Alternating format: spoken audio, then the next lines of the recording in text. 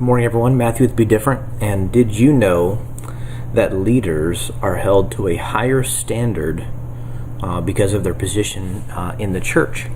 Pastors, anyone in leadership, anyone in any kind of authority over the church and the flock is obviously more scrutinized than anyone else in the church because they hold a leadership position and because everyone looks to them for advice and counsel. And they're also more accountable to God because they have position power. And position power is someone, so you have the pastor. The pastor says something that's from the Word of God or from God. You're more apt to believe it because of their position. And the same thing goes for your job, your boss. If he says something, you're more likely to believe it than another employee because your boss said it. So the same thing applies here. But did you know in 1 Timothy 3, God lays out what a good leader is supposed to have, and especially someone in the church. And I'll just briefly read it. You can read it for yourself if you like. But it says, "Here's another statement you may trust. If anyone is seeking a position as overseer in the church, he desires an honorable and important work.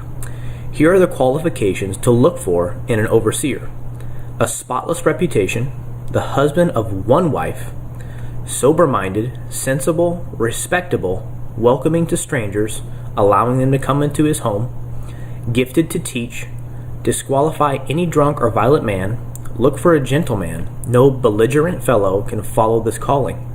And he should be free from money lust. He should exert good control over his own household, and his children should obey and honor him. If someone can't manage his own household, then how can they take care of God's family? He mustn't be someone recently converted, otherwise he may become arrogant and fall into the devil's condemnation. He should also be respected for his character and known as an honorable person by people outside of the church, as to avoid the trips, traps, and pitfalls of the devil." And it goes on to say the same standard applies to deacons. They should be dignified, double-talking hypocrites, heavy drinkers, and those greedy for ill-gotten gain should not be considered. They should be people who hold tight to the great mystery of faith with a clear conscience. Put these deacon candidates to the test first, and if they come through without stumbling, then send them on out to serve. And it's pretty straightforward and clear there that we need to be honorable, and this could apply to any kind of leader in your own household. As men, it is your responsibility to lead your family, and it is your responsibility to be respected by your family. And what do I mean by that? As men, we think we have to earn. People just owe us this respect, but it's hard to respect someone who can't show an example, who can't be the example. And in 1 Timothy 3, it lays it out for us. What is an honorable and dignified leader? And if we can take these principles and we can swallow our pride and any mistakes that we've made and apologize and ask for forgiveness and turn from our ways and apply these principles to our life, we can also become good leaders.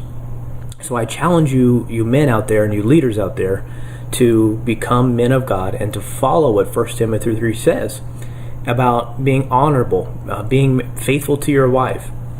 These are very important things that on the outside people look at and they judge you and they will scrutinize you. That's just the way the world works.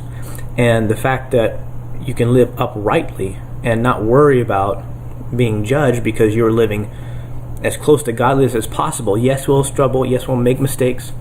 But God is there to forgive us. He is there to pick us up. And as long as we keep 1 Timothy 3 in mind, we should follow God's example.